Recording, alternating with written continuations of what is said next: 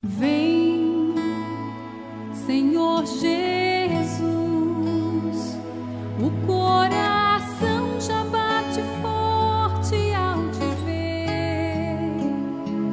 A tua graça hoje eu quero receber. Sem a bênção do Senhor, não sei viver. José.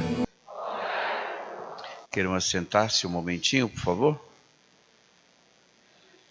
Bem, esta jornada, ela pretende ser ocasião para que retomemos aquela que deveria ser a nossa nota comum, ou seja, adoradores.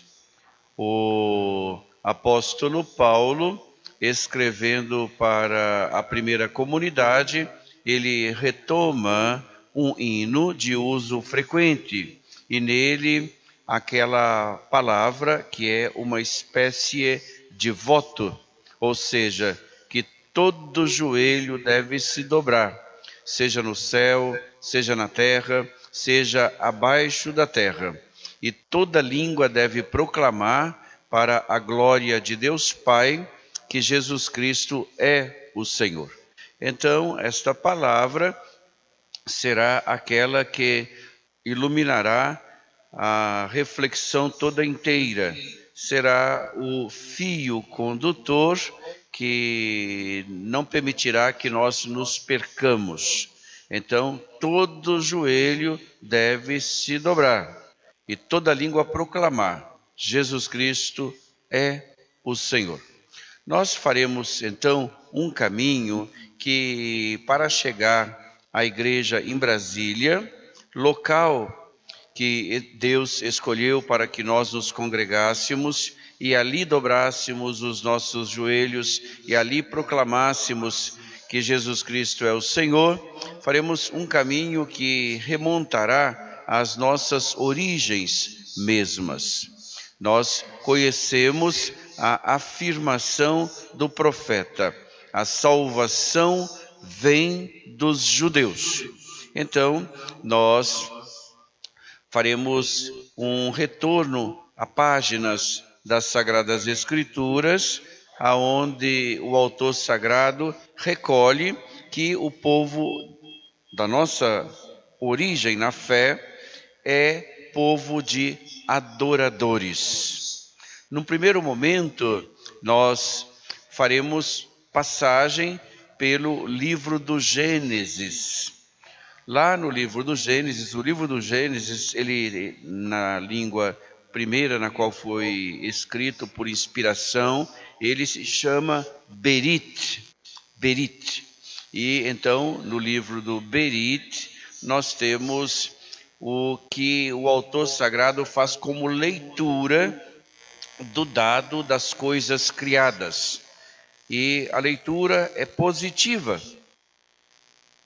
Deus vira tudo quanto fizera e se apercebera que a obra da criação era boa. E dentre as bondades da obra da criação, dentre as beldades da obra da criação, se encontra a pessoa humana. De fato, logo na primeira página do texto do Berit ou do Gênesis, o autor sagrado disse: Deus os fez homem e mulher. Imediatamente, o autor sagrado recolhe acerca daquilo que teve lugar quando a má utilização da liberdade provocou uma desordem. Se vocês prestaram atenção já na narrativa do livro do Gênesis, o autor diz que havia um chamado caos, um caos inicial. E o hálito de Deus, que é o que insufla a vida, nós sabemos que sem o ânimos, o corpo não se sustenta. Então, o ânimos, o de Deus, assoprado sobre o caos, colocou ordem. E Deus viu quanto fizera, e as coisas eram todas elas muito boas. Mas entra de novo a desordem. E como é que a desordem entra? A desordem entra porque um dom que é da criatura e que Deus quis conceder a ela com superabundância, foi utilizado de forma errada. Que dom é este? O dom da liberdade. Então, a liberdade é aquele espaço sagrado aonde a criatura pode tomar decisões e decidir com uma consciência não muito bem formada, porque antes desinformada traz para a criatura consequências que às vezes são duras, traz à vida dela um preço a ser pago e, em alguns casos, ela não consegue adimplir e por isso se torna uma criatura inadimplente. E inadimplente se apresentando diante de Deus, como é que ela vai poder na sua presença permanecer? Daí que seja necessário que um pagamento tenha lugar. E este pagamento, nós sabemos, é realizado de maneira definitiva no altar do Monte Calvário, quando o Filho derrama o seu sangue. Então, a má utilização da liberdade, ela provoca o pecado. E com o pecado entra a morte. O apóstolo Paulo dirá: todos pecaram. Assim, todos ficaram votados à morte. Mas em Jesus Cristo, todos foram resgatados. Quer dizer, todos foram chamados de novo, utilizando de forma agora correta a liberdade, fazerem esta escolha pelo Deus que é o autor e o conservador da vida. Para que a criatura, nesta escolha adequada, ela seja encontrada, o autor sagrado, à medida que as páginas do texto bíblico vão sendo passadas, ele vai mostrando todo um percurso que é percurso, de um lado, de chamamento à adoração, ao reconhecimento de que, como diz o primeiro mandamento, chamado Shema Israel, escuta Israel, o Senhor teu Deus é o único Senhor. Portanto, não terás outros deuses diante dele. Somente ao Senhor adorarás.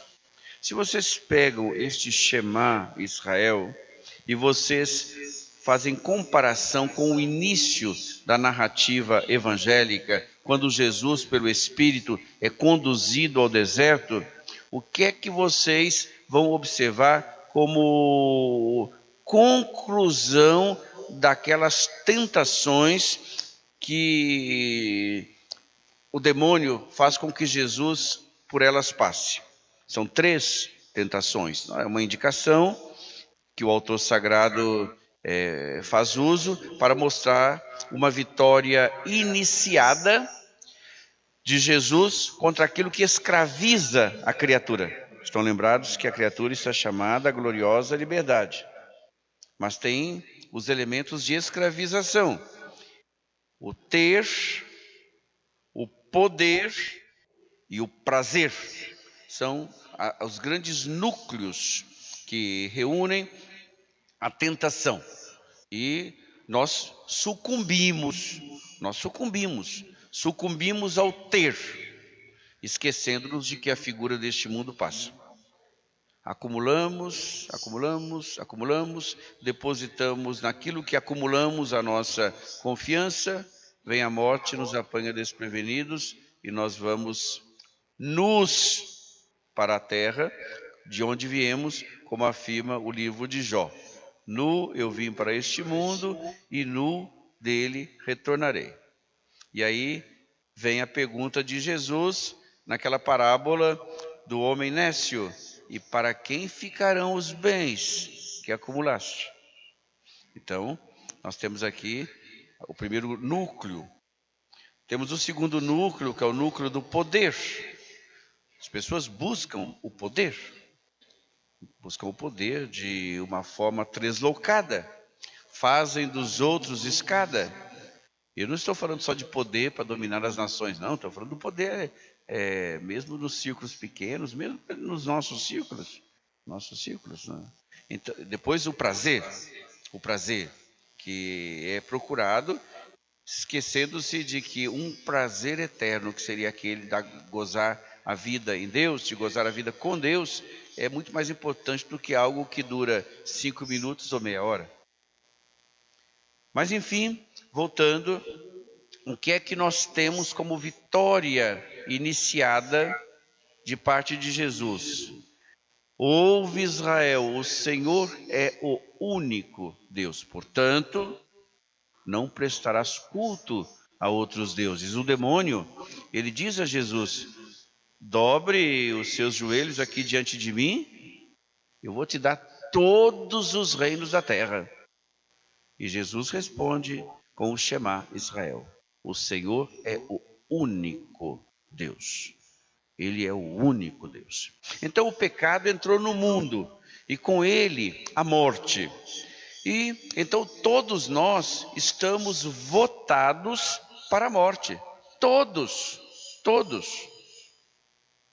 Quando eu era pároco aqui desta paróquia, atendia também Arniqueiras, ali onde agora é a paróquia Maria Auxiliadora. E lá tinha uma missa cedinho, 7h30 da manhã, dia de domingo. Eu rezava lá e voltava correndo para celebrar a das 9 aqui. Começava sempre atrasado.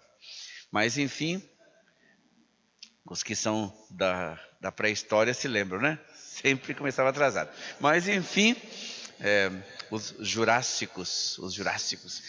Mas muito bem, tinha um coroinha lá, que ele era uma gracinha. E que eu chegava lá, ele devia ter uns 9 ou 10 anos de idade, e ele com a irmãzinha, que a mãe era uma senhora que cuidava lá de um terreno lá, e ele ajudava na missa todo domingo.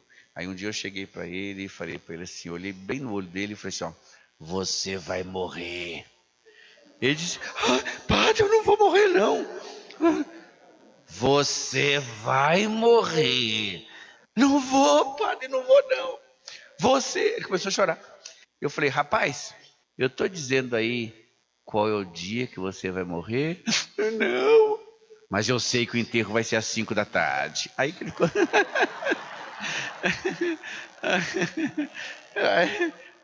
Você vai morrer. Então, como você viver, é que você vai morrer. Como você viver.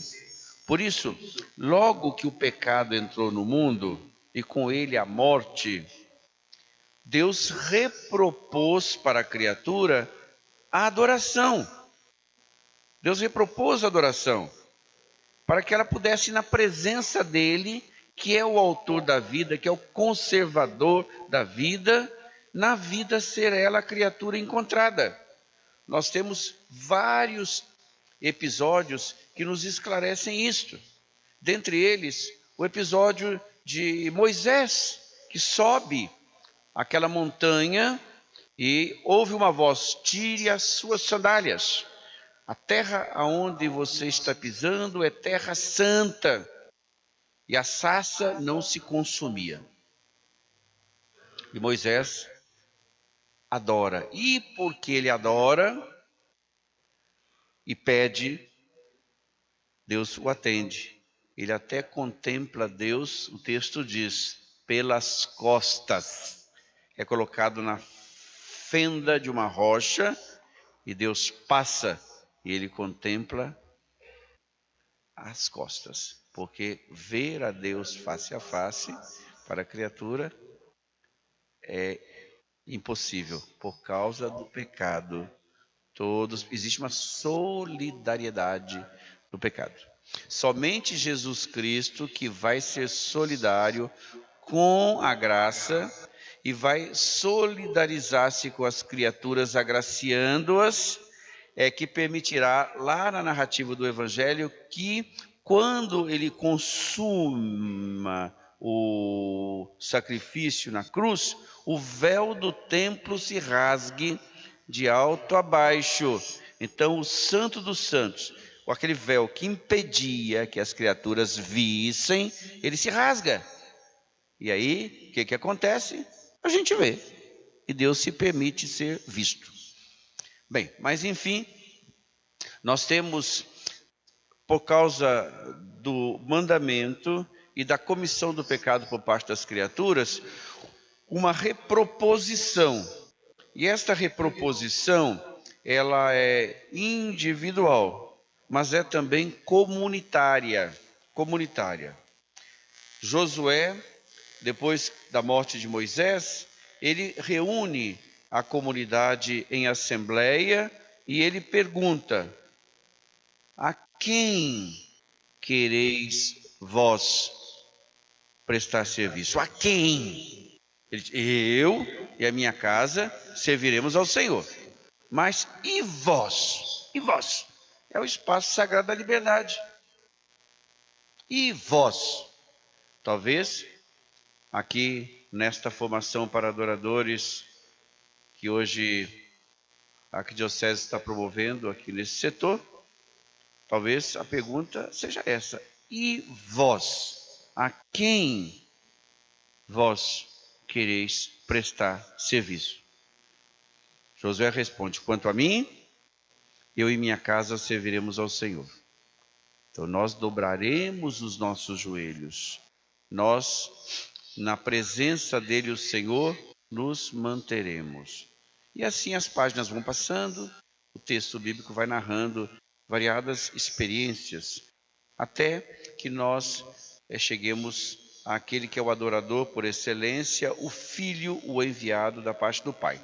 Mas para apontar para o Filho, nós temos alguns personagens que merecem aqui ser apresentados, porque a adoração, ela acontece, é claro, nos momentos de júbilo, mas acontece também nos momentos onde a alegria se faz bem distanciada da vida do adorador. Para citar apenas um exemplo de cada lado, nós temos adoração no momento da alegria. Davi dança diante da Arca da Aliança. E o texto diz que ele dançava com todas as suas forças e mexia tanto com o seu corpo que até as suas partes íntimas ficavam aparecendo. Dançava diante da arca. E isso trouxe uma repreensão para ele de parte da filha de Saul, que se chamava Micol. Nome lindo para as netas de vocês. Micol. Então, lembra até remédio para sarna, né? Micol. Então, Micol repreende Davi.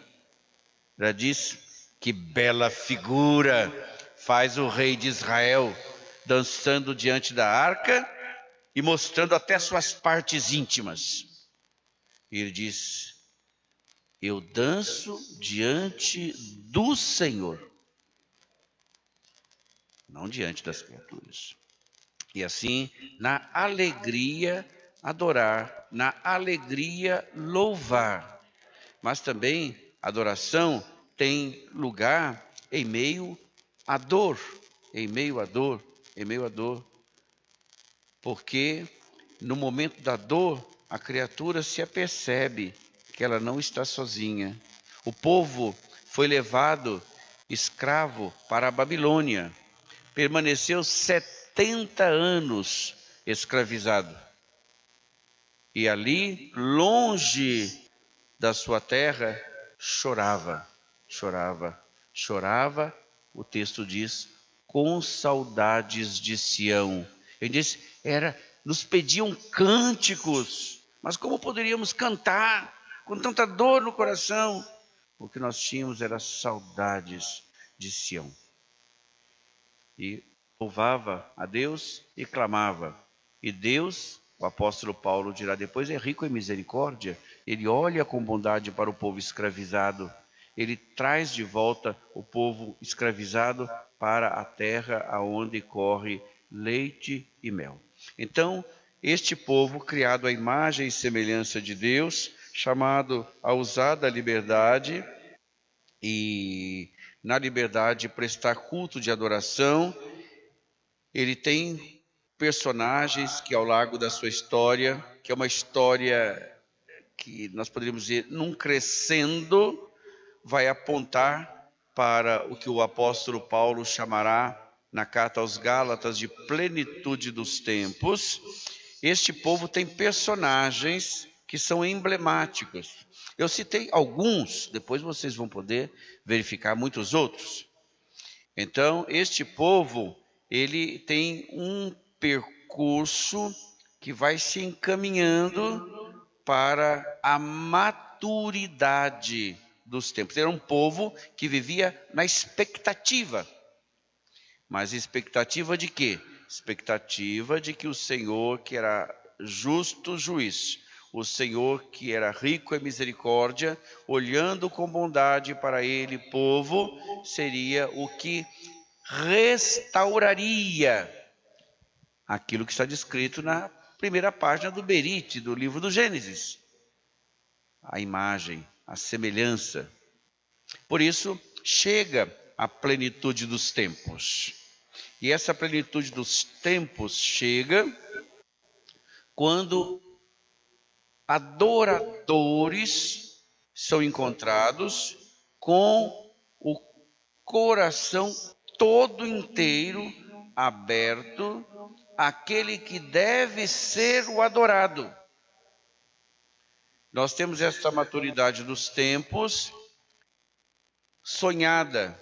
Miqueias aponta para esta maturidade dos tempos. Ele diz na profecia, no capítulo 5, versículo 2, e tu, Belém, terra de Judá, de modo algum és a menor entre as cidades de Israel, porque é de ti que sairá o Salvador. Então, tem já uma esperança em movimento, uma esperança sendo construída, nós diríamos assim, com esses tijolinhos que vão sendo colocados um depois do outro, até que aquela construção da maturidade seja finalizada. E aí vem o apóstolo Paulo na carta aos Gálatas e diz assim, capítulo 4, versículos de 4 a 7. E quando chegou a plenitude dos tempos, Deus enviou o seu Filho, nascido de mulher, nascido sujeito à lei, para resgatar aqueles que sob o império da lei se encontravam. Então, na plenitude dos tempos, verdadeiros adoradores são por Deus encontrados no seio do povo eleito.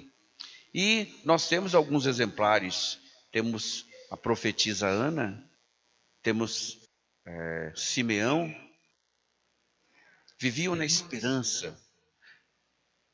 Mas nós temos aqueles que, ao serem encontrados na esperança, se abrem também a oferecer a sua cooperação para que a esperança se torne realidade palpável. E aí, dentre estes, nós temos Maria, temos José, poderíamos falar Isabel, Zacarias, mas vamos aqui falar da adoradora por excelência, que é a bem-aventurada Virgem. Ela esperava. Mas pode perguntar, de onde me vem tamanha graça que eu possa ser escolhida para a mãe do Senhor? Isabel dirá, de onde me vem tamanha graça que eu possa ser visitada pela mãe do Senhor? E assim o ventre de Maria, por causa da sua abertura à ação da graça, ele se torna santuário de adoração. A arca da aliança, que era sinal da presença de Deus no meio do povo e diante da qual Davi dançava seminu. Agora, esta arca que fora perdida por ocasião do retorno do povo da Babilônia, a arca se perdeu. O Indiana Jones diz que está guardado lá no Museu Britânico. Tem que procurar lá, né? Mas, enfim, ainda bem que ele roubou dos nazistas, né? Senão, que imagina uma coisa dessa. Não, isso aí me contaram, viu? Não é que eu vi, não assisti esse filme, não. Que bispo não assiste filme do Indiana Jones, não. Só me contaram, mas eu acredito em quem me contou. Bem, mas, enfim, a arca se perdeu. E o povo vivia de lembrança. Mas Deus prepara uma nova arca. Assim como na antiga arca, as tábuas da lei estavam colocadas dentro, agora na nova arca da nova aliança, nós temos o ventre de Maria, que acolhe a palavra que se faz carne e que habita entre nós. E por isso é que Isabel pode perceber que a criança exulta de alegria em seu seio, porque aquele que deve ser adorado lhe visita dentro da arca da nova aliança, que é o seio de Maria. E agora as coisas começam a ganhar uma nova conformação, uma nova configuração, porque ali nós temos a pessoa mesma de Deus. Nós professamos, creio em um só Deus, e dizemos que é um só Deus entre as pessoas. Então, por obra e graça do Espírito Santo, a vontade do Pai se cumpre e o Filho se encarna no ventre de Maria. Então, ali, no ventre de Maria, nós podemos, dobrando os nossos joelhos, fazer como os magos, dizer: nós viemos adorá-lo. E esta adoração, agora, ela ganha contornos definitivos, porque nós adoramos ao próprio Deus diante de nós, presente. E ele se faz presente nas chamadas espécies eucarísticas, no pão e no vinho, que, pronunciadas as palavras que ele lega como uma espécie de herança, de patrimônio à sua comunidade, fazem com que não mais pão e vinho sejam encontrados, senão ele mesmo, o Senhor. O apóstolo Paulo, ele escrevendo aos Coríntios, propõe aquela que é a narrativa mais antiga acerca da instituição da Eucaristia, que é o sacramento da presença real do Cristo, o Senhor, em nosso meio. E ele diz assim: aquilo que eu recebi, isto foi o que eu vos transmiti. Então é uma dinâmica. Por isso, não basta para nós adorar. Lá na Universidade Santo Tomás de Aquino, em Roma, chamado Angélicum, eu fiz algum curso por lá, e logo na entrada da capela da universidade está escrito assim, está escrito em latim, mas eu já traduzo para não... É uma frase muito simples, que é de Santo Tomás de Aquino. Está escrito lá assim: contemplar para levar aos outros. Contemplar para levar aos outros. Adorar para levar aos outros. Então, quando nós falamos aqui da adoração e nós fazemos esse percurso com o povo de Deus para chegar à adoração aqui na Arquidiocese de Brasília, o que é que nós temos diante dos olhos? Que não contemplamos apenas para a nossa satisfação pessoal, que não contemplamos para nos encher, senão para nos esvaziar é para levar aos outros. Eu contemplo, mas é para levar aos outros. Santo Antônio Maria Claret, que foi arcebispo de Santiago de Cuba, no século XIX, confessor da rainha da Espanha, padre conciliar no Concílio Vaticano I, o Papa da época Pio IX testemunhou, porque Claret era o homem da contemplação. Pio IX deixou consignado por escrito: a cada vez que eu passava diante do Mosém Claret, do arcebispo Claret, me dava vontade de ajoelhar, porque eu percebia que Deus estava presente nele. Então é assim que tem que ser conosco também, contemplar para levar aos outros, contemplar para nos encher e para que as pessoas dobrem de fato os nossos joelhos. Dobrem os nossos joelhos.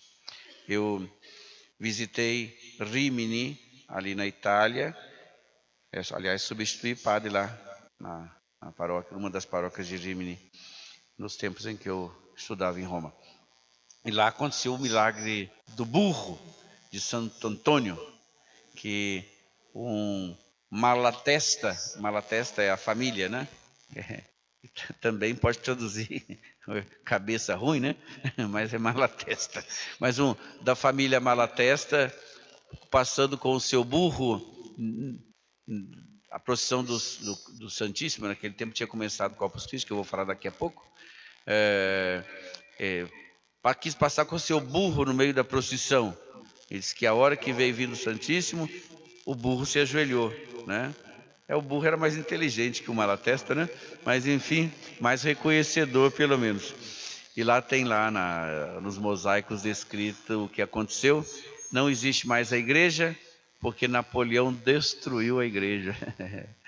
Mas enfim, coisas da história. Mas enfim, o que eu estou querendo dizer é o seguinte, que o que contempla e que vai levar aos outros, então ele tem que ser diferente. Ele tem que ser diferente, porque ele está cheio de Deus. Ele contempla, se planifica e sai distribuindo. Por isso é que se entende que a Madre Teresa de Calcutá tenha escrito às suas religiosas e tenha dito a frase que agora eu pronuncio: queridas filhas, preocupem-se com o Evangelho escrito em suas vidas. Ele pode ser a única ocasião que as pessoas encontrarão para fazer leitura da palavra da salvação. Então, nós temos que nos preocupar. E às vezes fazer coisas até meio endoidecidas assim, mas porque nós estamos cheios de Deus. Eu conheci 2 pessoas loucas, porque adoravam, loucas de amor, esvaziadoras à medida em que iam caminhando, porque estavam sempre se enchendo. Um padre chamado Luiz Olabarrieta, que alguns de vocês conheceram, morreu em Taguatinga, na Perpétuo Socorro. Era um espanhol. E uma irmã morreu há 2 anos atrás, lá no Colégio da Assunção, ali na L2 Norte. Irmã Margarida. Aqueles 2 eram doidos, varridos por amor. Contemplavam, por isso levavam aos outros. Padre Luiz Matos, o Luiz Olabarrieta. O Padre Luiz Olabarrieta. Quem conheceu o Padre Luiz Olabarrieta aí? Levanta a mão para eu ver. Eu sei que tem gente que conheceu. Luiz que andava de batina, tem gente andava de batina cor creme, lá em Taguatinga. Mas eu conheci em 1979, 80, né? Ele quase me matou uma vez do coração. Eu ainda estou assustado até hoje, porque a gente fazia o café da manhã no seminário, cada dia era um grupo de seminaristas, né, para não precisar levantar muito cedo, todo dia. Então, o café da manhã fazia 5 horas, né, porque tinha o bispo que morava lá no Dom Prado que tomava café às 5h30. Esses bispos, eu, hein? Ave Maria. Eles não batem bem das ideias. Mas enfim, se fazia café porque o bispo Dom Prado tinha 80 e tantos anos, morava na casa, ele tomava café às 5h30 da manhã. Mas aí eu entrei na capela do seminário, lá tinha uma imagem de Nossa Senhora do Coração de Maria bem grande. E eu parece que eu vi um negócio, está tudo escuro, tudo apagado. Estava lá o padre Luiz Olabarrieta abraçado à imagem de Nossa Senhora. Quase me matou do coração. Mas enfim, sim, ainda bem que eu estava de fralda, viu? Ainda bem que... Eita! Ainda bem. Mas enfim, Padre Luiz Olabarrieta e a irmã Margarida aqui em Guarinos, perto de Itapaci, aqui em Guarinos, Romaria, e umas meninas foram lá para oferecer os seus serviços aos romeiros. E isso trouxe muita preocupação por causa da festa e da santificação. E o Padre Luiz disse: o que nós vamos fazer com essas senhoritas prendadas? A irmã Margarida pegou o sino e foram os dois, Padre Luiz de batina, irmã Margarida com seu hábito e o sino, blém, blém, blém, blém, entrando nas casas da zona. Era as mulheres se vestindo de um lado e os homens pulando pela janela do outro. E o Padre Luiz Olabarrieta e a irmã Margarida levaram as mulheres para a igreja, pregação, confissão, Santa Missa e um dinheirinho para que elas pudessem voltar para suas casas. Contemplava, por isso levava aos outros. Não importa quem era o outro, ele levava aos outros. Então, dentro dessa grande dinâmica do contemplar para levar aos outros, que nós assistimos aqui na Arquidiocese de Brasília, já em seu nascedouro, a vontade do então arcebispo Dom José Newton de Almeida Baptista ser expressa através de um local para que a adoração permanente pudesse ter lugar. E aí nasceu a adoração, começou lá que foi a Procatedral de Brasília. Você sabe que Brasília, a catedral nossa, ela vai completar 50 anos agora em maio. Mas Brasília já tem mais de 60. Então, a Procatedral, que Dom José Newton fazia uso, é a atual paróquia Santo Antônio, na Asa Sul. Ali era a Procatedral. Então, ali já havia um movimento de adoração. Depois, os padres da Dom Bosco, ali no São João Bosco, não, como é que chama lá no santuário lá da W3. Então, também ali. Mas havia um desejo de que um local especificamente determinado, aberto 24 horas por dia, pudesse, aqui na Arquidiocese, ser colocado à disposição, para que as pessoas pudessem contemplar para levar aos outros. E aí, esse sonho foi realizado lá na L2 Sul, na igreja chamada de Santíssimo Sacramento por Nós. Uma igreja para adoração perpétua. Então, lá nós podemos fazer a mesma experiência que os nossos pais na fé. Adorar, dobrar os nossos joelhos, reconhecer que Jesus Cristo é o Senhor, dizer para a honra e para a glória de Deus Pai que Jesus Cristo é o Senhor. Vai até que horas mesmo? 8h35? Então está acabando, né? Então está certo. Eu gostaria de dizer ainda muito mais coisas para vocês, mas o Dom Aparecido já chegou aí, o Dom Marconi também daqui a pouco chega, e eu me mando. Mas enfim, me mando para Catanduva, mas só na quinta-feira. Até lá tem muito tempo ainda, né? Sei lá, tem muito tempo ainda. Tem muito tempo ainda. Muita água corre debaixo da ponte ainda. Mais uns quilinhos eu engordo de tanta despedida. Nunca vi. Bem, então, eu gostaria de deixar para vocês duas coisas. A primeira, aquela frase que eu lia todo dia quando eu ia à universidade, lá o Angélico, e passava para entrar na capela. Não é contemplar por contemplar, é contemplar para levar aos outros. Esta é a primeira frase. E a segunda é aquela pergunta de Josué ao povo na assembleia antes da entrada na terra prometida: a quem quereis vós prestar serviço? A quem? A quem? A quem? E a resposta de Josué, que ela nos sirva de inspiração: quanto a mim, eu e a minha casa serviremos ao Senhor. E aí, nós podemos cantar e perguntar? Pode ser? A quem você quer servir? A quem você quer servir? A quem você quer servir? A quem você quer servir? E a resposta?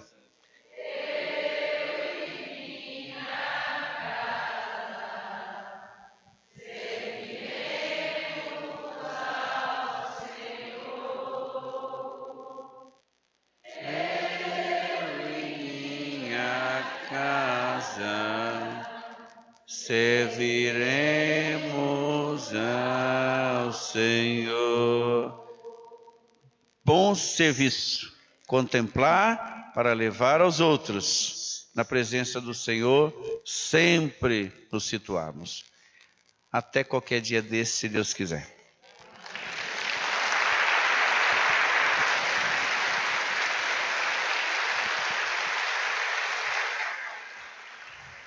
Queremos agradecer, né, de coração a presença de Dom Valdir em nosso meio, né? Todo o conteúdo que nos passou, todo o testemunho de vida, né?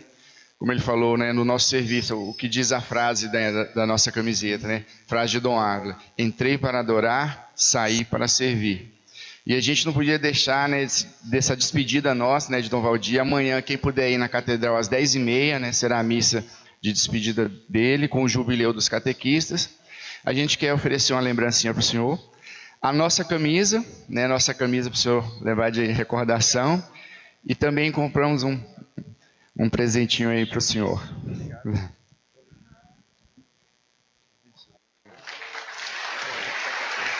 Muito obrigado a todos. Muito obrigado a todos. Rezemos uns pelos outros e não desanimemos. Os dias são difíceis, nos provocam, mas não podemos nunca nos sentir acuados. Nós sabemos em quem é que depositamos nossa confiança.